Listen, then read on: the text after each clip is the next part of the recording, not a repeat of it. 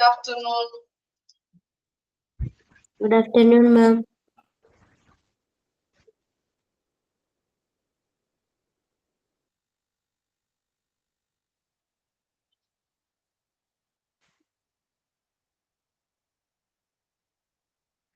Okay. Start ചെയ്യാം നമുക്ക്. എടുക്കേണ്ടത് JCI 5th edition മുതലല്ലേ? Yes, ma'am.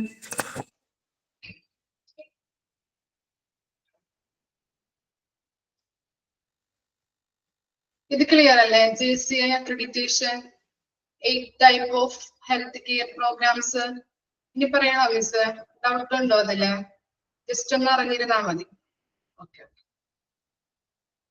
നോക്കിക്കോളൂ, നെക്സ്റ്റ് ടോപ്പിക് ആണ് JCT എന്നാണ് അവിടെ കൊടുത്തിരിക്കുന്നത്. അതൊന്ന് എന്നാക്കാം. JCI 5th edition, effective from 1st April 2014. അപ്പോ JCI 5th edition പ്രാബല്യത്തിൽ വന്നത് എത്ര ഇയറിലാണ്? ഏത് ഇയറിലാണ്? 2014 April 1st ജസ്റ്റ് ഒന്ന് അടയാളപ്പെടുത്തി വെച്ചോളൂ കേട്ടോ, നോട്ട് ചെയ്ത് പഠിക്കാം. ക്വസ്റ്റ്യൻ വന്നാൽ എഴുതേണ്ടതാണ്. JCI 5th edition പ്രാബല്യത്തിൽ വന്നത് 1st April 2014 Consist of 4 sections. ഇനി 5th edition 4 sections ഉണ്ട്. ഫസ്റ്റ് സെക്ഷൻ എന്താണ്? Includes accreditation, practitioner participation requirement. അപ്പോ accreditation participation requirementന്റെ ചുരുക്കരൂപമാണ് APR എന്ന് പറഞ്ഞ് അവിടെ കൊടുത്തിരിക്കുന്നത്. APRന്റെ ഫുൾ ഫോം ചോദിക്കാം. എന്താണ്? accreditation participation requirements. ഇനി എന്താണ് accreditation participation requirements എന്ന് പറഞ്ഞാല്? accreditation കിട്ടുന്നതിന് വേണ്ടി ഒരു സ്ഥാപനം എന്തെല്ലാം കാര്യങ്ങളാണ് ചെയ്യേണ്ടത്? അതാണ് accreditation participation requirements എന്ന് പറയുന്നത്. accreditation ലഭിക്കുന്നതിനായിട്ട് ഒരു സ്ഥാപനം എന്തെല്ലാം കാര്യങ്ങൾ ചെയ്യണം? മനസ്സിലായോ? ഇനി എന്താണ് സെക്കൻഡ് സെക്ഷൻ ആയിട്ട് പറയുന്നത്? പേഷ്യന്റ് സെന്റേർഡ് സ്റ്റാൻഡേർഡ്സ്, രോഗി കേന്ദ്രീകൃത മാനദണ്ഡങ്ങൾ. അതാണ് സെക്കൻഡ് സെക്ഷനിൽ വരുന്നത്. രോഗി കേന്ദ്രീകൃത മാനദണ്ഡങ്ങൾ.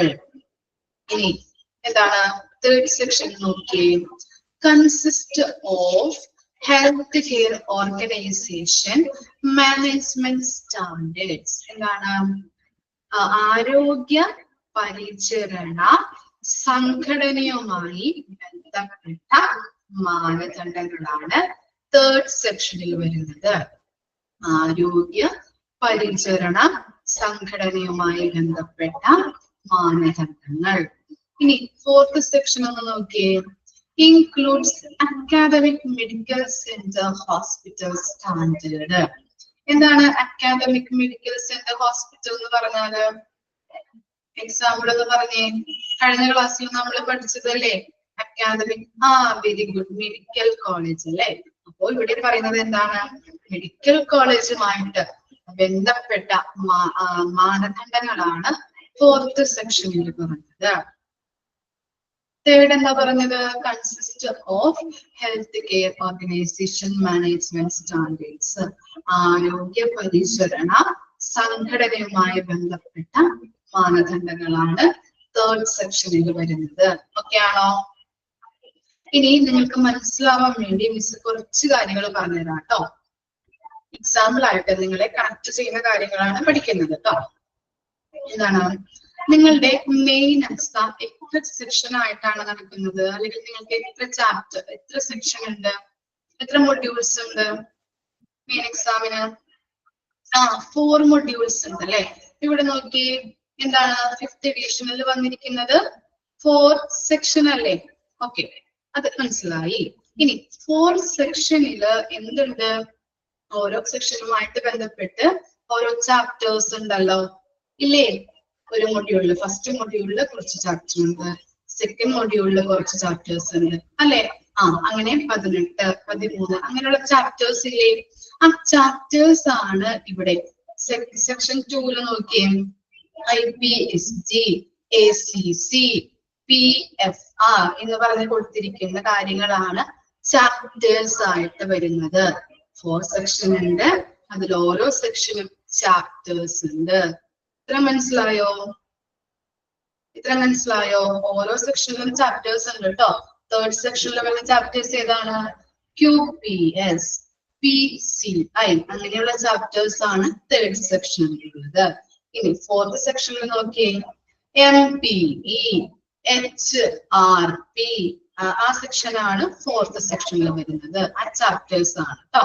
ഓരോ സെക്ഷനിലും ചാപ്റ്റേഴ്സ് ഉണ്ട്. നിങ്ങളുടെ എക്സാംസ് കണക്ട് ചെയ്ത് പഠിച്ചാൽ മതി.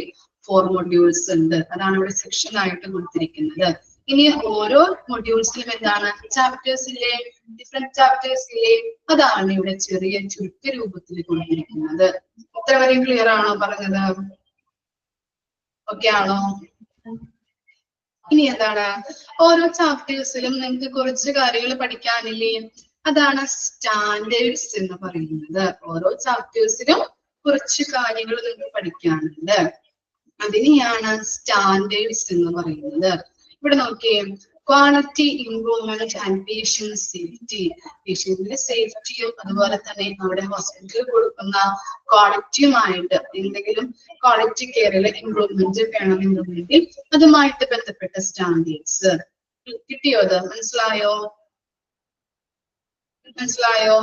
4 സെക്ഷൻ ഉണ്ട്, അതിൽ ചാപ്റ്റേഴ്സ് ഉണ്ട്, ഓരോ ചാപ്റ്റേഴ്സിൽ വരുന്നുണ്ട് സ്റ്റാൻഡേർഡ്സ് ഉണ്ട്. മനസ്സിലായില്ലേ? ഇനി ഈ സ്റ്റാൻഡേർഡ്സിന് നമ്മൾ എന്ത് കൊടുക്കണം? ഓരോ സ്റ്റാൻഡേർഡ്സിനും സ്കോർ കൊടുക്കണ്ടേ? വെറുതെ പോയിട്ട് അങ്ങനെ സ്കോർ കൊടുക്കാൻ പറ്റും നമുക്ക്? എന്താണ്? ഓരോ സ്റ്റാൻഡേർഡ്സും കൃത്യമായിട്ട് പാലിച്ചാൽ മാത്രമേ സ്റ്റാൻഡേർഡ്സിൽ നമ്മൾ സ്കോർ കൊടുക്കാൻ പറ്റുള്ളൂ നമുക്ക്. അങ്ങനെ പാലിക്കണമെങ്കിൽ ചില ക്രൈറ്റീരിയാസ് അല്ലെങ്കിൽ എന്താണ് മെഷറബിൾ എലമെന്റ്സ് ഉണ്ട്. ഫോർ എക്സാമ്പിൾ ആയിട്ട് പറയാന്നുണ്ടെങ്കിൽ സേഫ്റ്റിയുമായിട്ട് ബന്ധപ്പെട്ട സ്റ്റാൻഡേർഡ്സ് ആണ് നമ്മൾ നോക്കുന്നത്. അതിന് സ്കോർ കൊടുക്കണം. അപ്പോ അതിന് മെഷറബിൾ എലമെന്റ്സ് ആയിട്ട് വരുന്നത് എന്തൊക്കെയാണ്? ഇപ്പോ ഇൻസിഡന്റ് റിപ്പോർട്ട്, അതുപോലെ ആക്സിഡന്റ് റേറ്റ് എത്രത്തോളം ഉണ്ട്, ഇൻസിഡന്റ് റിപ്പോർട്ടുമായിട്ട് ബന്ധപ്പെട്ട കാര്യങ്ങള്, അതുപോലെ സേഫ്റ്റി പ്രൊസീജിയറുമായിട്ട് ബന്ധപ്പെട്ട കാര്യങ്ങള്, കംപ്ലൈൻസുകള്, അതൊക്കെ എത്രത്തോളം ഉണ്ട്, ഇതൊക്കെ നമ്മൾ നല്ല രീതിയിൽ ചെക്ക് ചെയ്യണം, മെഷർ ചെയ്യണം. അതാണ് സേഫ്റ്റി സ്റ്റാൻഡേർഡ്സുമായിട്ട് ബന്ധപ്പെട്ട മെഷറബിൾ എലമെന്റ്സ് എന്ന് പറയുന്നത്. ഈ മെഷറബിൾ എലമെന്റ്സ് കൃത്യമായിട്ട് പാലിച്ചിട്ടുണ്ടെങ്കിലേ നമുക്ക് സ്റ്റാൻഡേർഡ്സിന് നല്ല രീതിയിൽ സ്കോർ കൊടുക്കാനായിട്ട് പറ്റുള്ളൂ. ഓക്കെ ആണോ? അപ്പോ 4 സെക്ഷൻ ഉണ്ട്, ചാപ്റ്റേഴ്സ്, അതിൻ്റെ ഉള്ളിൽ ചാപ്റ്റേഴ്സ് ഉണ്ട്, ഓരോ ചാപ്റ്റേഴ്സിനും സ്റ്റാൻഡേർഡ്സ് ഉണ്ട്. ആ സ്റ്റാൻഡേർഡ്സിൽ വരുന്ന മെഷറബിൾ എലമെന്റ്സ് ഉണ്ട്. ഇത്രയും ക്ലിയർ ആയോ? മനസ്സിലായോ? ഓക്കെ, ഇനി നമുക്ക് സ്റ്റാർട്ട് ചെയ്യാം കേട്ടോ. ഓരോ സെക്ഷനും സ്റ്റാർട്ട് ചെയ്യാം. ഇപ്പോ ഫസ്റ്റ് സെക്ഷൻ പറഞ്ഞില്ലേ? ഫസ്റ്റ് സെക്ഷൻ എന്താ പറഞ്ഞത്? ഒരു സ്ഥാപനത്തിന് അക്രഡിറ്റേഷൻ ലഭിക്കാൻ വേണ്ടിയിട്ട് ആ സ്ഥാപനം എന്തൊക്കെ കാര്യങ്ങളാണ് ചെയ്യേണ്ടത്, അതാണ് ഫസ്റ്റ് സെക്ഷനിൽ വരുന്നത്. ഇനി സെക്കൻഡ് സെക്ഷൻ എന്താണ്? രോഗി കേന്ദ്രീകൃത മാനദണ്ഡങ്ങൾ. ഏതൊക്കെയാണ് അതിൽ വരുന്ന ചാപ്റ്റേഴ്സ്? IPSG. IPSGയുടെ ഫുൾ ഫോം ആണ്, ഒന്ന് എഴുതിയെടുത്തോളൂ കേട്ടോ. International patient safety goal. International patient safety goal important ആണ് കേട്ടോ, ചോദിക്കാം, ക്വസ്റ്റ്യൻസ് വരാം. ഇന്റർനാഷണൽ പേഷ്യന്റ് സേഫ്റ്റി ഗോൾ എന്താണ്? ഹോസ്പിറ്റലിൽ വരുന്ന പേഷ്യന്റിന്റെ സുരക്ഷയുമായിട്ട് ബന്ധപ്പെട്ട കാര്യങ്ങളാണ് ഈ IPSGയിൽ കൊടുത്തിരിക്കുന്നത്. മനസ്സിലായില്ലേ? ഇനി എന്താണ് ACC? എന്താ? Access to care and continuity of care അല്ലെ? ഹോസ്പിറ്റലിലേക്ക് വരുന്ന പേഷ്യൻസിനുള്ള പ്രവേശനവും അതുപോലെ തന്നെ കെയറിന്റെ തുടർച്ചയും പിന്തുടർച്ചയും നമുക്ക് കൊടുക്കുന്ന കണ്ടിന്യൂറ്റി ഓഫ് കെയർ. ഇനി എന്താണ്? PFR, patients and family rights അല്ലെ, പേഷ്യന്റിന്റെയും അവരുടെ ഫാമിലിയെയും സംബന്ധിച്ചിട്ടുള്ള അവകാശങ്ങൾ, അതുമായിട്ട് ബന്ധപ്പെട്ട സ്റ്റാൻഡേർഡ്സ് ആണ് PFRൽ വരുന്നത്. അതുപോലെ എന്താണ് AOP, അസസ്മെന്റ് ഓഫ് പേഷ്യന്റ്, വിലയിരുത്തൽ അല്ലെ, പേഷ്യൻസിന് എന്തൊക്കെ മരുന്നുകളാണ് കൊടുക്കേണ്ടത്, മരുന്നുമായിട്ട് ബന്ധപ്പെട്ട കാര്യങ്ങൾ, അതുപോലെ തന്നെ അവർക്ക് കൊടുക്കുന്ന ട്രീറ്റ്മെന്റുമായിട്ട് ബന്ധപ്പെട്ട കാര്യങ്ങളൊക്കെയാണ് അസസ്മെന്റ് ഓഫ് പേഷ്യൻസിൽ വരുന്നത്. പിന്നെന്താണ് COP, കെയർ ഓഫ് പേഷ്യന്റ് ആംബുലറ്ററി, പേഷ്യൻസിന് കൊടുക്കുന്ന കെയർ അല്ലെ. ഇപ്പൊ ചില രോഗികളെയൊക്കെ കിടത്തി ചികിത്സിക്കേണ്ടതായിട്ട് വരും. ചില രോഗികൾ എന്താണ് OPയിൽ ഡോക്ടറെ കണ്ട് മരുന്ന് വാങ്ങിച്ചു പോകുന്ന രോഗികൾ. അങ്ങനെ ഇൻ പേഷ്യന്റ് ഔട്ട് പേഷ്യന്റുമായിട്ടുള്ള കാര്യങ്ങളാണ് ആ കെയർ ഓഫ് പേഷ്യന്റിൽ വരുന്നത്. ഇനി എന്താണ് വരുന്നത് ASC, എന്താണ് അനസ്തേഷ്യ ആൻഡ് സർജിക്കൽ കെയർ.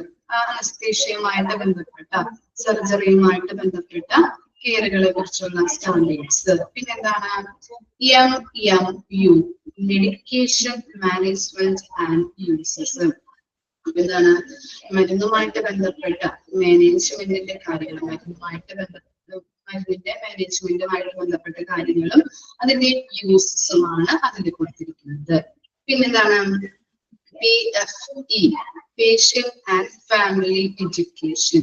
പേഷ്യൻസിനായാലും അവരുടെ ഫാമിലിക്കായാലും നമ്മള് അവയർനെസ് പ്രോഗ്രാംസ് ഒക്കെ കൊടുക്കില്ലേ, അതാണ് അതുമായിട്ട് ബന്ധപ്പെട്ട സ്റ്റാൻഡേർഡ്സ്. ഇനി തേർഡ് സെക്ഷനിൽ നോക്കി UPS, ക്വാളിറ്റി ഇംപ്രൂവ്മെന്റ്. നമ്മൾ നേരത്തെ പറഞ്ഞതാണ് എന്താണ് ക്വാളിറ്റി, എന്തെങ്കിലും അവർ കെയർ കൊടുക്കുന്നതിന് ഇംപ്രൂവ്മെന്റ് വരുത്തേണ്ടതായിട്ടുണ്ടെങ്കിൽ അതുമായിട്ട് ബന്ധപ്പെടുത്തും പേഷ്യന്റിന്റെ സേഫ്റ്റിയുമായിട്ട് ബന്ധപ്പെട്ട സ്റ്റാൻഡേർഡ്സ് ആണ് PUPS വരുന്നത്. ഓക്കെ, PCI എന്ന് പറഞ്ഞാല് prevention and control of infection ലബോറട്ടറിയിൽ അല്ലെ.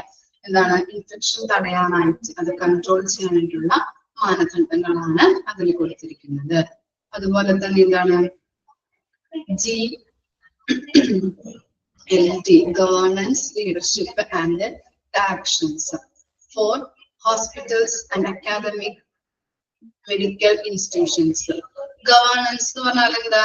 ഗവേണൻസ് ഭരണം അല്ലെ, ഭരണം, നേതൃത്വം, ലക്ഷ്യം.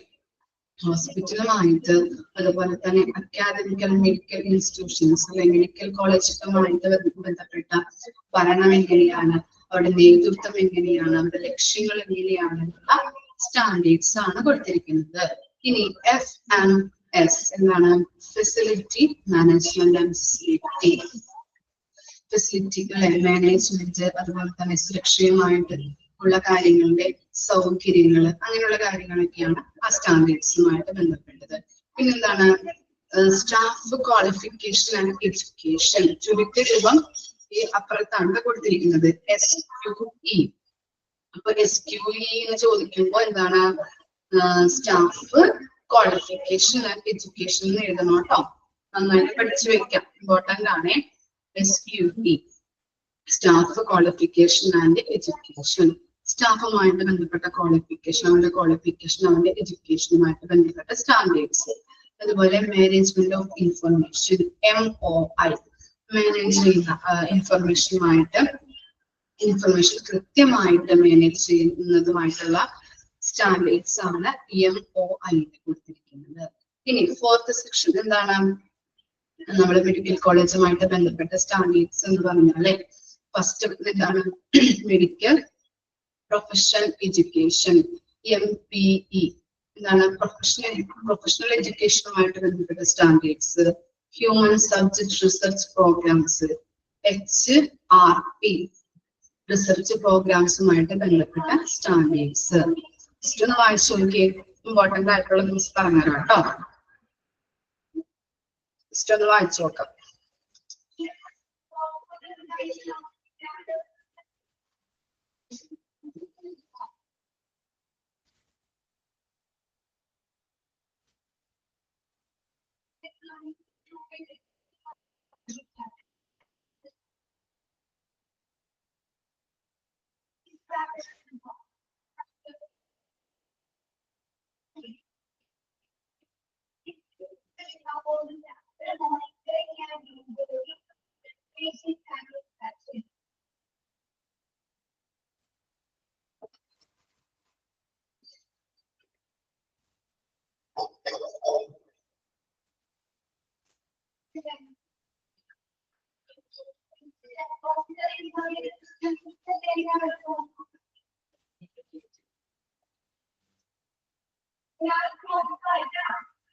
ഓക്കെ ആണോ?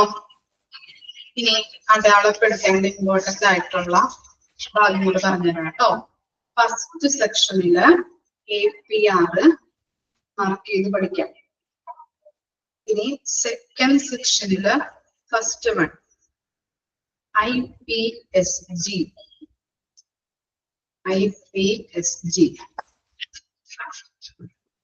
ഇനി ലാസ്റ്റ് രണ്ടെണ്ണം MMUയും PFEയും.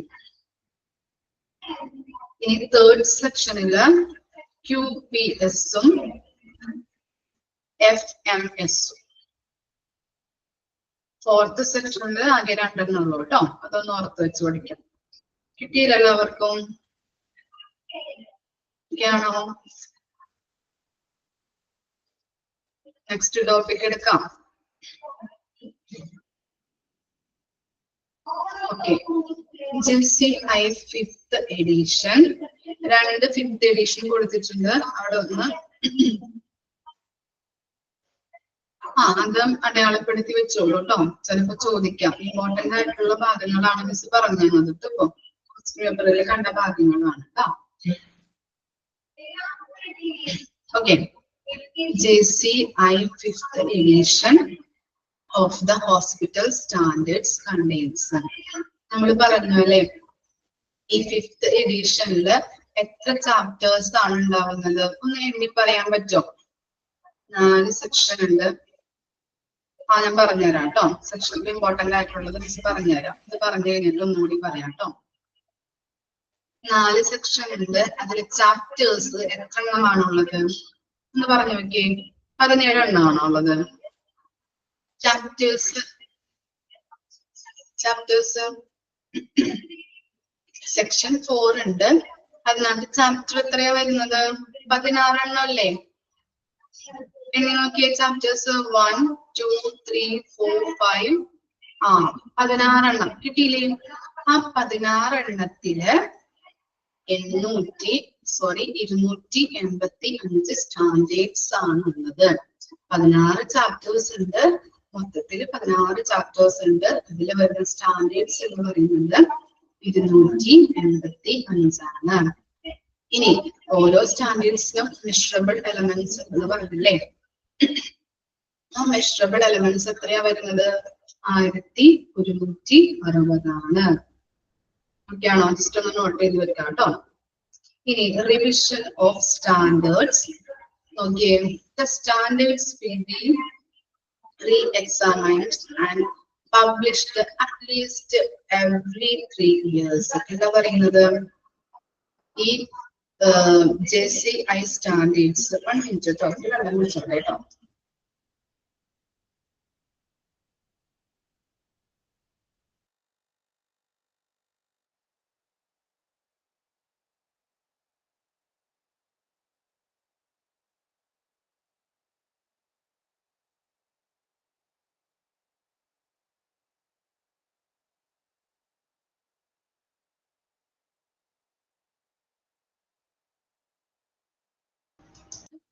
സർവേ മെത്തഡോളജി ഒന്ന് വായിച്ചു നോക്കൂ. മിസ്സിന് ചുമ വന്നിട്ടാണ്. ജസ്റ്റ് ഒന്ന് പറയാൻ പറ്റുമോ നോക്കിയേ.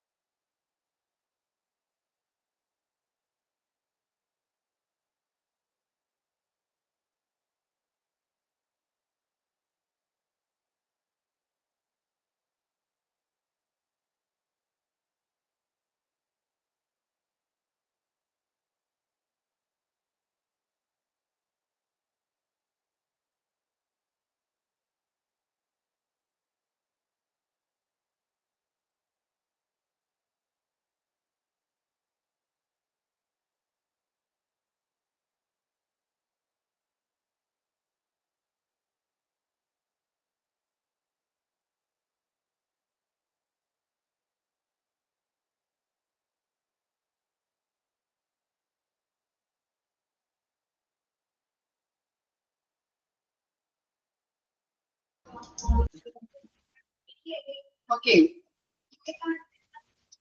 ഡിവിഷൻ ഓഫ് സ്റ്റാൻഡേർഡ്സ് എന്ന് പറഞ്ഞു കഴിഞ്ഞാല് എന്താ പറയുന്നത്, ഓരോ 3 ഇയേഴ്സ് കൂടുമ്പോഴും ഈ സ്റ്റാൻഡേർഡ്സ് JCI സ്റ്റാൻഡേർഡ്സ് ഇവർ പരിശോധിക്കുകയും അതുപോലെ തന്നെ അതിൽ മാറ്റങ്ങൾ വരുത്തുകയും ചെയ്യുന്നുണ്ട്. മനസ്സിലായോ? ഓരോ every 3 ഇയേഴ്സ് കൂടുമ്പോഴും എന്താണ് അത് റീ എക്സാമായി ചെയ്യുന്നുണ്ട്. ആ സ്റ്റാൻഡേർഡ്സ് JCIയുടെ സ്റ്റാൻഡേർഡ്സ് റീ എക്സാമായി ചെയ്യുന്നുണ്ട്. അങ്ങനെ പരിശോധിക്കുകയും അതില് മാറ്റങ്ങൾ വരുത്തുകയും ചെയ്യുന്നുണ്ട്. ഓക്കെയാണോ? ഇനി മെത്തഡോളജി വായിച്ചു നോക്കിയായിരുന്നോ?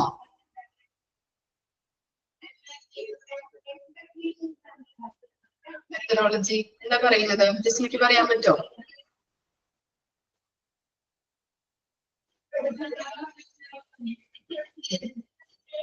ഒന്ന് പറഞ്ഞു നോക്കി,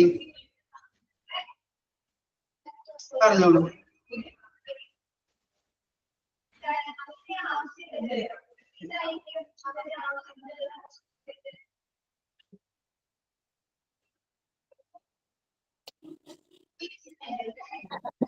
Through survey process become operational.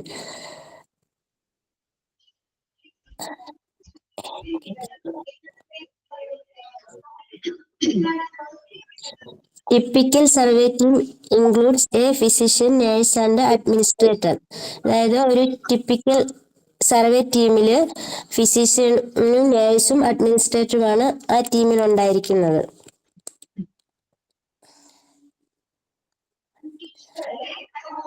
Surveyors access various units within an organization and discuss their findings. അതായത് സർവേയർമാര് ആ സ്ഥാപനത്തിലുള്ള വിവിധ യൂണിറ്റുകളെ വിലയിരുത്തുകയും അവരുടെ കണ്ടെത്തലുകൾ ചർച്ച ചെയ്യുകയും ചെയ്യുന്നു. Surveys conduct a complete system analysis and integration and coordination of care process.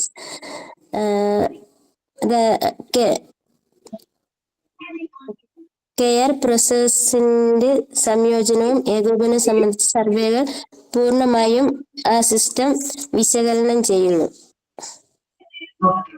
Very good, correct ആണ് പറയുന്നത് കേട്ടോ. സർവേ മെത്തഡോളജി എന്ന് പറഞ്ഞു കഴിഞ്ഞാല് നമുക്ക് വെറുതെ പോയിട്ട് ഒരു ഹോസ്പിറ്റലിൽ അക്രഡിറ്റേഷൻ കൊടുക്കാൻ പറ്റുമോ? ഇല്ലല്ലോ. എന്താണ് അവിടുത്തെ സ്റ്റാൻഡേർഡുകൾ കൃത്യമായിട്ട് പാലിക്കുന്നുണ്ടോ എന്ന് നോക്കിയിട്ട് വേണം നമുക്ക് അക്രഡിറ്റേഷൻ കൊടുക്കാനായിട്ട്. അതുകൊണ്ട് അതിനു വേണ്ടി ഉപയോഗിക്കുന്ന ഒരു മെത്തഡോളജിയാണ് സർവേ മെത്തഡോളജി എന്ന് പറയുന്നത്. വോയിസ് ക്ലിയർ ആവുന്നുണ്ടോ? ചുമ വല്ലാതെ സൗണ്ട് കുറച്ചിട്ടാണ് മിസ് പറയുന്നത് കേട്ടോ. ഓക്കെ ആണോ നിങ്ങൾക്ക്? ഓക്കെ, അപ്പൊ മെത്തഡോളജി ഉപയോഗിക്കുന്നുണ്ട്. അപ്പൊ സർവേ എടുക്കാൻ വരുമ്പോ എന്താണ്, ഒരു ടീം ഉണ്ടാവും. സർവേ ടീം എന്നാണ് പറയുന്നത് കേട്ടോ.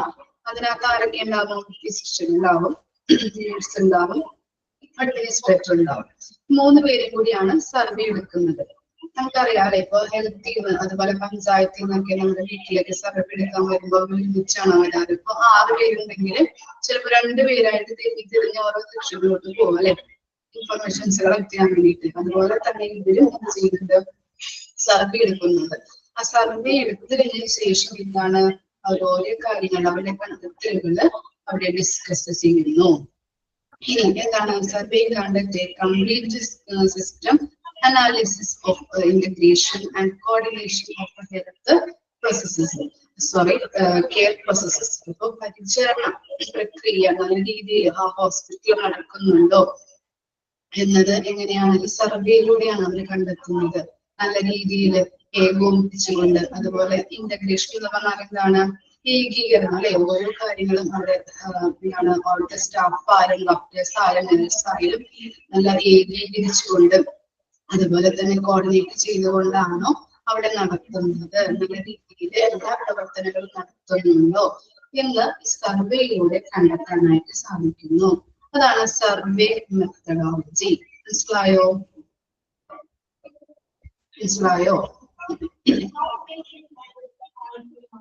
ക്ലിയർ ആണോ? ഇനി എങ്ങനെയെല്ലാം സർവേ നമുക്ക് എടുക്കാൻ പറ്റും? ഫസ്റ്റ് വന്നാണ് interview with staff, patients and other informations. സ്റ്റാഫിൽ നിന്ന്, പേഷ്യൻസിൽ നിന്ന്, മറ്റു രീതിയിലുള്ള വെർബൽ ഇൻഫർമേഷൻസിൽ നിന്നൊക്കെ ആൾക്കാരുള്ള ഇൻഫർമേഷൻസ് ഒക്കെ കളക്ട് ചെയ്തുകൊണ്ട് നമുക്ക് സർവേ നടത്താം. അതുപോലെ എന്താണ് onsite observation of patients care process by surveys. എന്താണ് ഈ ഓൺസൈറ്റ് ഒബ്സർവേഷൻ എന്ന് പറഞ്ഞാൽ നേരിട്ട് കണ്ട് നിരീക്ഷിച്ച് നമുക്ക് ഇൻഫർമേഷൻസ് കളക്ട് ചെയ്യാൻ പറ്റും. അതുപോലെ policy, procedure, initial practice guidelines and other documents provide by the organization. ആ ഹോസ്പിറ്റലില് പോളിസീസ് ഉണ്ടാവും, പ്രൊസീജിയർ ഉണ്ടാവും, മറ്റു ഡോക്യുമെന്റ്സ് ഉണ്ടാവും, ഗൈഡ് ലൈൻസ് അല്ലെ, അങ്ങനെയുള്ള എല്ലാ കാര്യങ്ങളും പരിശോധിച്ചുകൊണ്ട് അതിൽ നിന്ന് നമുക്ക് ചെയ്യാം ഇൻഫർമേഷൻസ് കളക്ട് ചെയ്യാം. 3 രീതിയിലാണ് നമുക്ക് സർവേ നടത്താൻ പറ്റുന്നത്. വായിച്ചു നോക്കി. നിങ്ങൾക്ക് അറിയാവുന്ന കാര്യങ്ങൾ തന്നെയാണ്, ഡൗട്ട് ഒന്നും വരാൻ ചാൻസ് ഇല്ല. മെത്തഡോളജി അതുപോലെ തന്നെ അക്രഡിറ്റേഷൻ സർവീസ് ഒന്ന് ജസ്റ്റ് ഒന്ന് വായിച്ചോളൂ കേട്ടോ. ഡൗട്ട് ഉണ്ടെങ്കിൽ ചോദിച്ചു. മിസ്സിന് ചുമ വന്ന കാരണം കൊണ്ട് അങ്ങനെ ഇടക്കിടക്ക് പറയാത്തത്.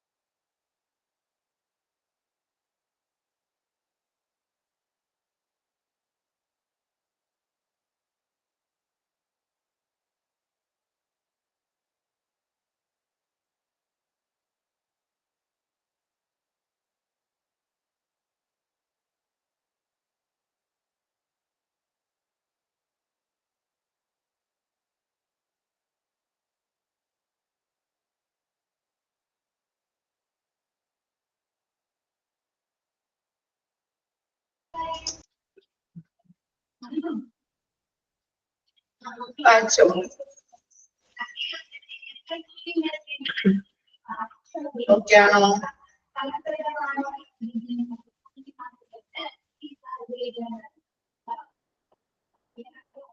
ഓക്കെ ആണോ?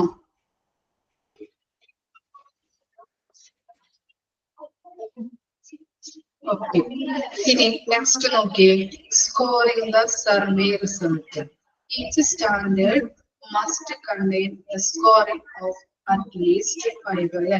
ഓരോ സ്റ്റാൻഡേർഡ്സിനും നമ്മൾ അക്രഡിറ്റേഷൻ ലഭിക്കണമെങ്കിൽ ഓരോ സ്റ്റാൻഡേർഡ്സിനും നമ്മൾ എത്ര സ്കോർ വെച്ചിട്ട് കൊടുക്കണം?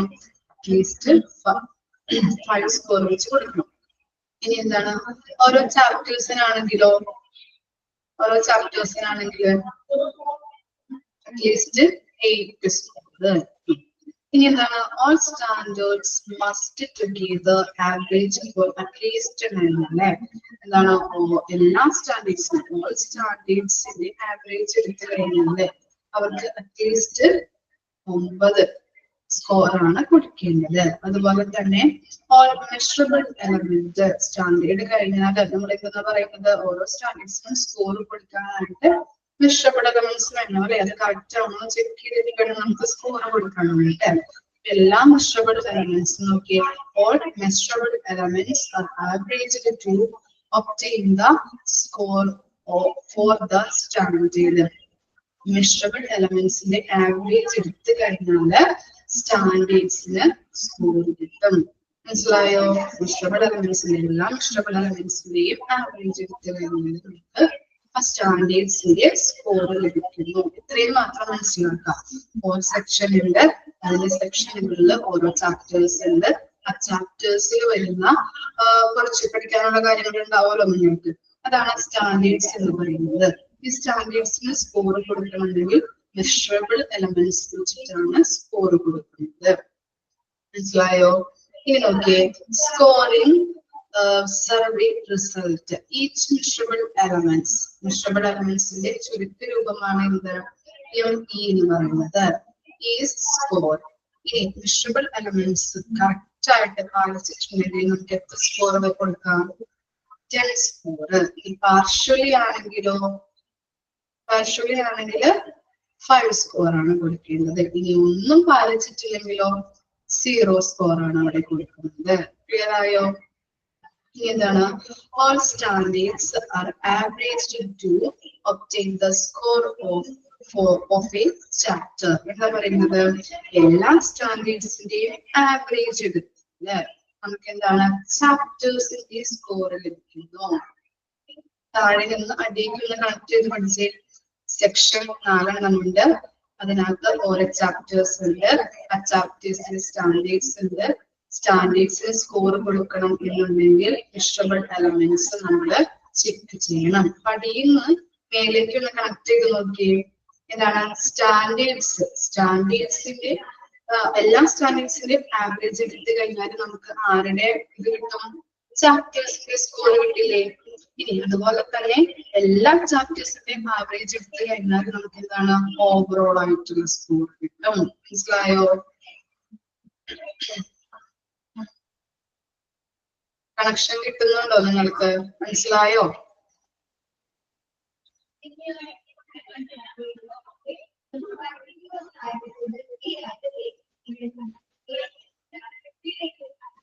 ഡൗട്ടുണ്ടോ? ഒക്കെയാണ്. ഇനി ആരോ മിസ്സിനോട് ഇമ്പോർട്ടന്റ് ആയിട്ടുള്ള പറഞ്ഞുതരാൻ പറ്റുന്നല്ലേ? അല്ലെ? ആരാ പറഞ്ഞുതരാൻ പറഞ്ഞത്? മറന്നുപോയി. കൂടി പറഞ്ഞിട്ട് നമുക്ക് ലാബ് നോക്കാം കേട്ടോ. ഫസ്റ്റ് സെക്ഷനില് APR ഒന്ന് അടിയിൽ വരച്ചു വെച്ച് പഠിക്കാം കേട്ടോ. ഇമ്പോർട്ടന്റ് ആണ്. Accreditation, participation requirements.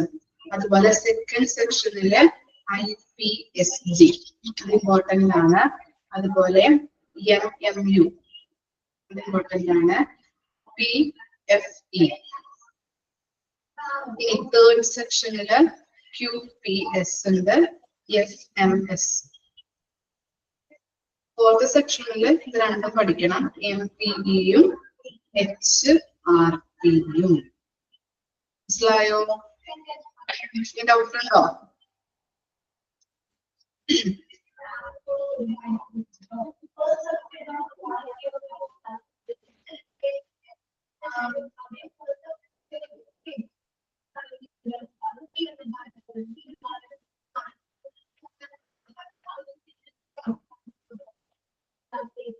Okay.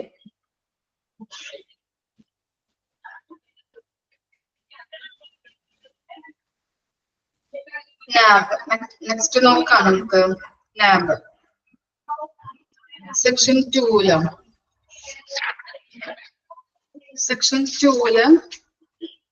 IPSG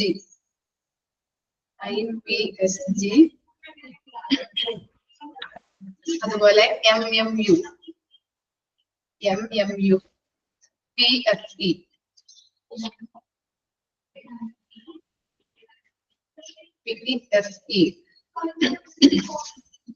okay. ഇനി നിങ്ങൾ നാബ് പഠിച്ചിട്ടുണ്ടോ? നാബിൽ എന്താ പഠിച്ചിരിക്കണേ? പഠിച്ചിട്ടുണ്ടല്ലേ? എന്താ നാബ്?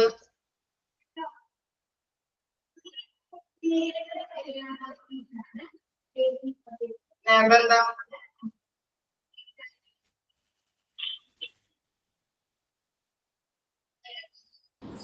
ഡയഗ്നോസ്റ്റിക്.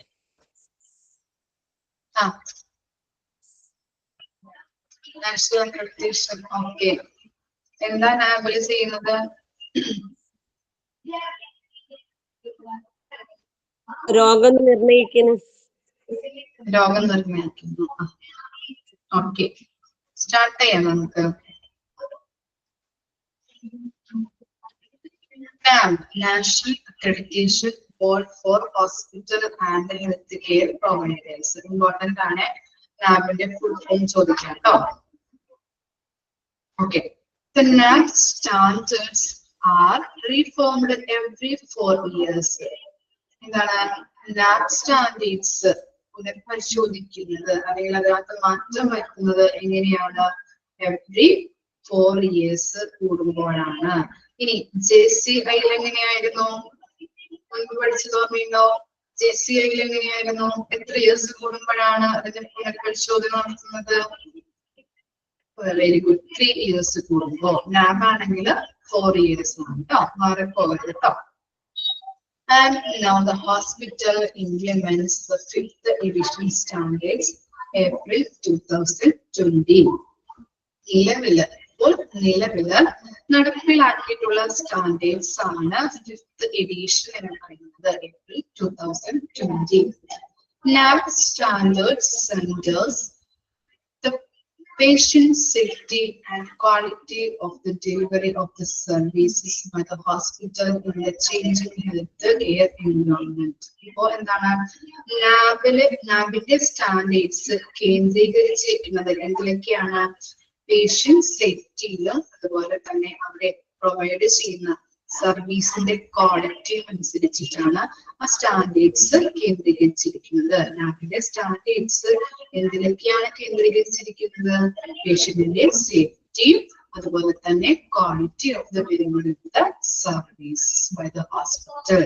മനസ്സിലായില്ലേ? ഇനി എന്താണ്? Lab is given by an autonomous body set up by the government of India known as QCI. Important ആണ് ട്ടോ. QCI ന്റെ full form ചോദിക്കാം. Quality Council of India, which is standard making board in India. എന്താ പറയുന്നത്? Autonomous എന്ന് പറഞ്ഞാൽ എന്താ? Autonomous എന്ന് പറഞ്ഞാൽ എന്താ?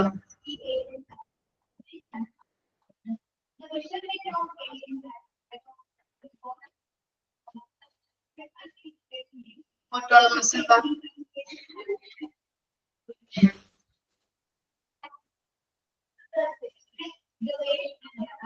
ഓട്ടോണമസ് എന്തായിരുന്നു? ഓട്ടോണമസ് ബോഡി എന്ന് പറഞ്ഞാല് കേട്ടിട്ടുണ്ടാവുമല്ലോ, പഠിച്ചിട്ടുണ്ടാവുമല്ലോ നിങ്ങൾ.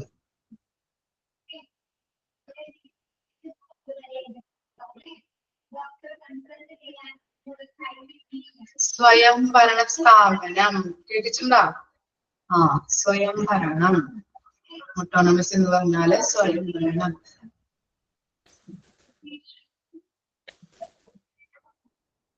അപ്പൊ ഇക്വാളിറ്റി കൗൺസിൽ ഓഫ് ഇന്ത്യ എന്ന് പറഞ്ഞാല് സ്റ്റാൻഡേർഡ് മേക്കിംഗ് ബോർഡ് ആണ്, ഇന്ത്യയിലെ സ്റ്റാൻഡേർഡ് മേക്കിംഗ് ബോർഡ് ആണ്. അപ്പോ ഇവിടെ ലാബിനെ കുറിച്ച് പറയുന്നത് എന്താണ്? ഗവൺമെന്റ് ഓഫ് ഇന്ത്യയുടെ കീഴിൽ വരുന്ന സർക്കാർ രൂപീകരിച്ചിട്ടുള്ള സ്വയം ഭരണ സ്ഥാപനമാണ് ഇത് ലാബ് എന്ന് പറഞ്ഞാല്. എന്താണ്? ഗവൺമെന്റ് ഓഫ് ഇന്ത്യയുടെ കീഴിൽ വരുന്ന നമ്മുടെ സർക്കാർ രൂപീകരിച്ചിട്ടുള്ള സ്വയംഭരണ ബോഡി, ഓട്ടോണമസ് ബോഡിയാണ് ഇത് ലാബ് എന്ന് പറഞ്ഞാൽ. അപ്പൊ ലാബിനെ കുറിച്ച് എന്തൊക്കെയാണ് നമ്മൾ പഠിച്ചത്? 4 years കൂടുമ്പോഴാണ് അതിന്റെ സ്റ്റാൻഡേർഡ്സ് റീഫോം ചെയ്യുന്നത്. അതുപോലെ തന്നെ എന്താണ്? 2020 ഏപ്രിൽ 2020 അതുപോലെ തന്നെ 5th edition സ്റ്റാൻഡേർഡ്സ് ഇപ്പോൾ നിലവിലുള്ള നടപ്പിലാക്കിയ സ്റ്റാൻഡേർഡ്സ് ആണ് ഏപ്രിൽ 2020 5th edition സ്റ്റാൻഡേർഡ്സ് എന്ന് പറയുന്നത്. അതുപോലെ തന്നെ അതില് ഈ ലാബ് സ്റ്റാൻഡേർഡ്സ് കേന്ദ്രീകരിച്ചിട്ടുള്ളത് ഏതിലൊക്കെയാണ്? patient safety and quality of the delivery of the services by the hospital. എന്താണ് ലാബ് എന്ന് പറയുന്നത്? ഒരു ഓട്ടോണമസ് ബോഡിയാണ്. നമ്മുടെ എന്താണ് ഇന്ത്യയുടെ കീഴിൽ വരുന്ന നമ്മുടെ സർക്കാർ രൂപീകരിച്ചിട്ടുള്ള ഒരു സ്വയം ഭരണ സ്ഥാപനമാണ് ലാബ് എന്ന് പറയുന്നത്. ഓക്കെ ആണോ? ഇനി എന്താ പറയുന്നത്? Lab mainly divides the hospital into two main divisions. 2 തരത്തിലുള്ള ഹോസ്പിറ്റലിനെ ലാബ് ഡിവൈഡ് ചെയ്തിട്ടുണ്ട്. എന്തൊക്കെയാണ് നിങ്ങൾ പഠിച്ചിട്ടുണ്ടാവുമല്ലോ? SHCO പഠിച്ചിട്ടുണ്ടോ നിങ്ങള്? സ്മോൾ ഹെൽത്ത് കെയർ ഓർഗനൈസേഷൻ വിത്ത് ലെസ് ദാൻ 50 ബെഡ്സ് അല്ലെ. ഇതാണ് 50 ബെഡിൽ കുറഞ്ഞ ഹോസ്പിറ്റലുകളെയാണ് SHCO എന്ന് പറയുന്നത്. അതുപോലെ HCO, Health Care Organization with more than 50 beds അല്ലെ 50 ബെഡില് കൂടുതലുള്ള ഹോസ്പിറ്റലുകളെയാണ് HCO എന്ന് പറയുന്നത്. ക്ലിയർ ആയോ? നിങ്ങൾ പഠിച്ചിട്ടുണ്ടാവുമല്ലോ ലാബില്. പഠിച്ചിട്ടുണ്ട്. ഓക്കെ. പിന്നെന്താ പറയുന്നത്? The main NABIGATE book or standards has chapters. എത്രയാണ് നാബിന്റെ ചാപ്റ്റേഴ്സ് വരുന്നത്? 10 ചാപ്റ്റർ ആണ്. JCI ചാപ്റ്റേഴ്സ് എത്രയാണ്? ഓർമ്മയുണ്ടോ പറഞ്ഞത്?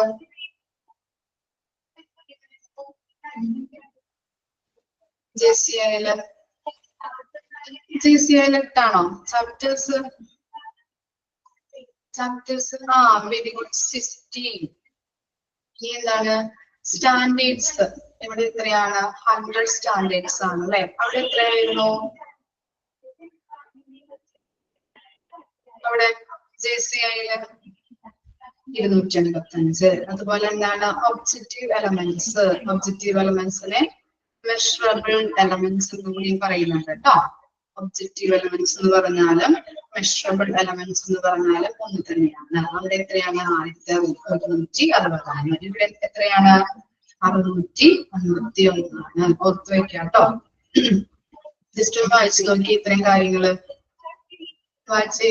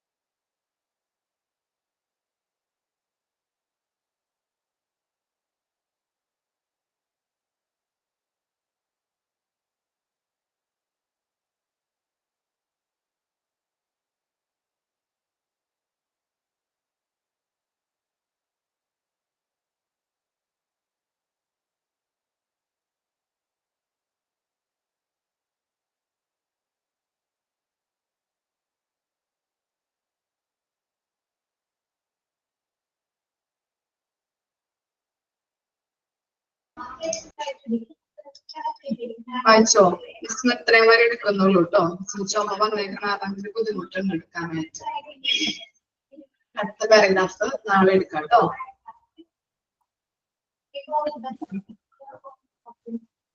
വായിച്ചു നോക്കിയോ? ഇത്ര വരെ ക്ലിയർ ആണോ? ഓക്കെ ആണോ? ജസ്റ്റ് ഒന്ന് റിവൈസ് ചെയ്തേ. എന്തൊക്കെയാണ് നമ്മളിന്ന് പഠിച്ചത്? റിവൈസ് ചെയ്യാൻ പറ്റുമോ?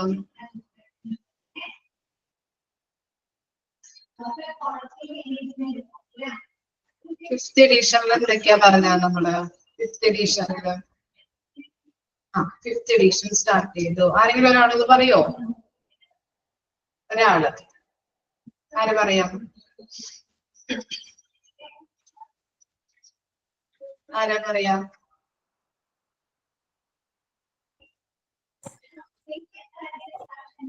JCI 5th എഡിഷൻ പ്രാബല്യത്തിൽ വന്നത് 1st April 2014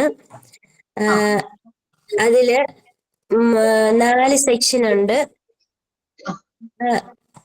ഓരോ സെക്ഷനിലും ഓരോ ചാപ്റ്റേഴ്സ് ഉണ്ട്.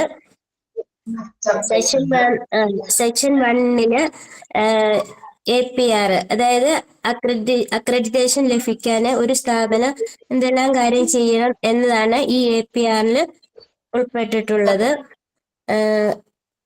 സെക്ഷൻ 2 വരുന്നത് രോഗി കേന്ദ്രീകൃത മാനദണ്ഡങ്ങളാണ്. ഈ സെക്ഷൻ 2 ചാപ്റ്റേഴ്സ് ആണ് IPSG. അത് ഡീറ്റെയിൽ ആയിട്ട് പറയണോ? പിന്നെ ACC, access to care and continuity of care. PFR, patient and family rights. AOP, assessment of patients. COP, care of patients, ambulatory. അടുത്തത് ASC, anesthesia and surgical care. MMU, medication management and uses. PFE, pension and family education. Okay. Next ആരാ പറയാം? Section 3 and 4. ആരെങ്കിലും പറഞ്ഞോ? ആരുണ്ടായില്ലേ ക്ലാസ്സിൽ? ആരാ പറയാം? Hafsa.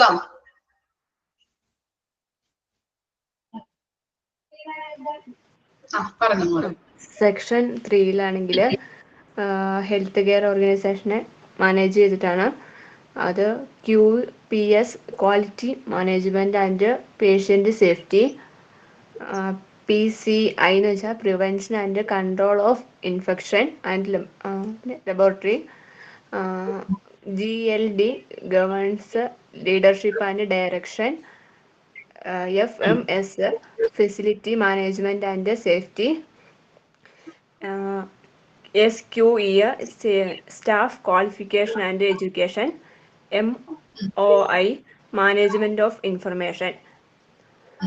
Section 4 academic medical സെന്റേഴ്സിന്റെ hospital standards ആണ്.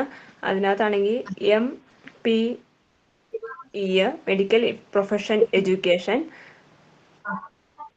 Second HRP human objective research and programme. പിന്നെ GCI 5th എഡീഷനകത്താണെങ്കിൽ hospital standards and കണ്ടെയ്ൻസിനകത്താണെങ്കിൽ 285 സ്റ്റാൻഡേർഡ്സും 1160 മെഷറബിൾ എലമെന്റ്സും ഉണ്ടാവും. പിന്നെ റിവിഷൻ ഓഫ് സ്റ്റാൻഡേർഡ്സിനകത്താണെങ്കിൽ അറ്റ്ലീസ്റ്റ് എവറി 3 years കൂടുമ്പോഴാണ് പബ്ലിഷ് ചെയ്യുന്നത്. പിന്നെ GCI സർവേക്കകത്താണെങ്കിൽ ടിപ്പിക്കൽ സർവേ ടീമിനകത്താണ് ഇൻക്ലൂഡ് ചെയ്തിരിക്കുന്നത്.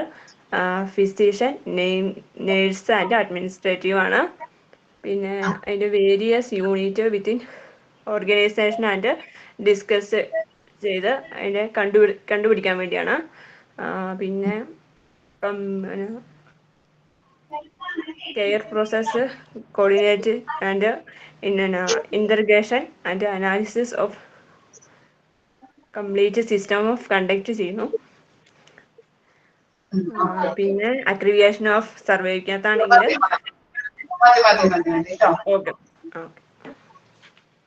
നെക്സ്റ്റ് ആര് പറയും? Accreditation service. സൗമ്യ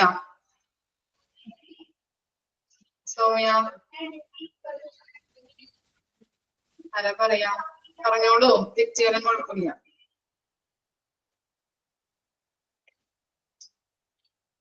ആതിര പറയോ? ആതിരക്കെ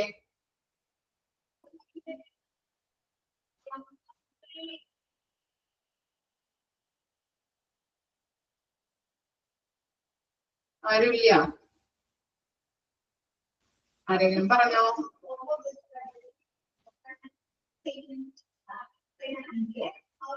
ലിറ്റി പറയോ? ലിറ്റി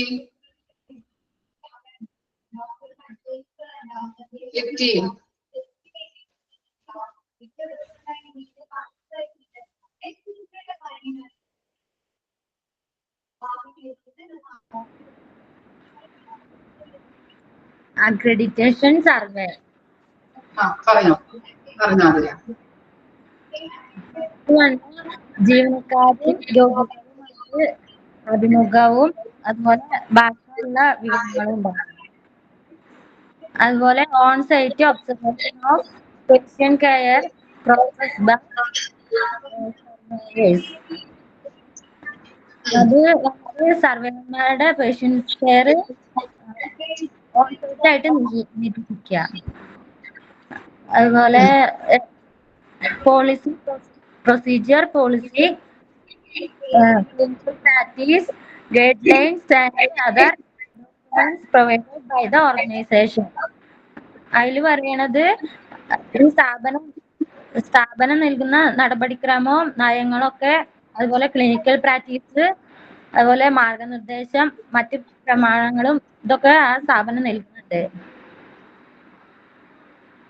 പിന്നെ സ്കോറിംഗ് കൊടുക്കുന്നത് എങ്ങനെയാ? എന്താണ് സ്കോറിംഗ് ദ സർവേ റിസൾട്ട്? ഓരോ സ്റ്റാൻഡേർഡ്സിനും എത്ര സ്കോർ വെച്ച് കൊടുക്കണം? അറ്റ്ലീസ്റ്റ് 5. ഓരോ ചാപ്റ്റേഴ്സിനാണെങ്കിലോ അറ്റ്ലീസ്റ്റ് 8. അതുപോലെ എല്ലാ സ്റ്റാൻഡേർഡ്സിന്റെയും ആവറേജ് എടുത്തിട്ട് എത്ര സ്കോർ കൊടുക്കേണ്ടത്? 9 സ്കോറാണ് കൊടുക്കേണ്ടത്. അതുപോലെ തന്നെ എന്താണ് മെഷറബിൾ എലമെന്റ്സിന്റെ എന്താ പറയുന്നത്? all measurable elements are averaged to obtain the score for the standards. അല്ലെ, measurable elementsന്റെ ആവറേജ് എടുത്താൽ നമുക്ക് സ്കോർ കിട്ടുന്നുണ്ട്, സ്റ്റാൻഡേർഡ്സിന്റെ സ്കോർ അവിടെ ലഭിക്കുന്നുണ്ട്. പിന്നെന്താണ് ഇനി മെഷറബിൾ എലമെന്റ്സിന്റെ സ്കോറിംഗ് സർവേ റിസൾട്ടിൽ വരുന്നത് എന്താണ്?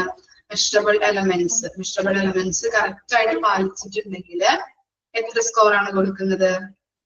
എത്ര സ്കോറാ?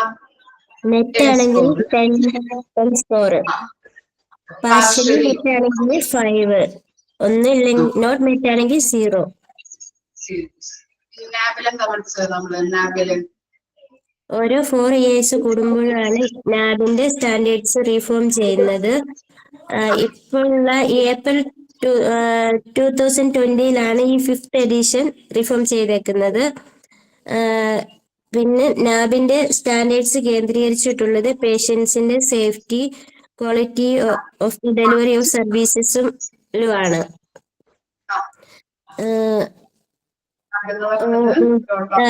ഇന്ത്യയുടെ കീഴിൽ വരുന്ന സർക്കാർ രൂപീകരിച്ചിട്ടുള്ള ഒരു സ്വയംഭരണ സ്ഥാപനമാണ് NABH എന്ന് പറയുന്നത്. NABH മെയിനായിട്ട് രണ്ടായിട്ട് ഡിവൈഡ് ചെയ്തിട്ടുണ്ട്.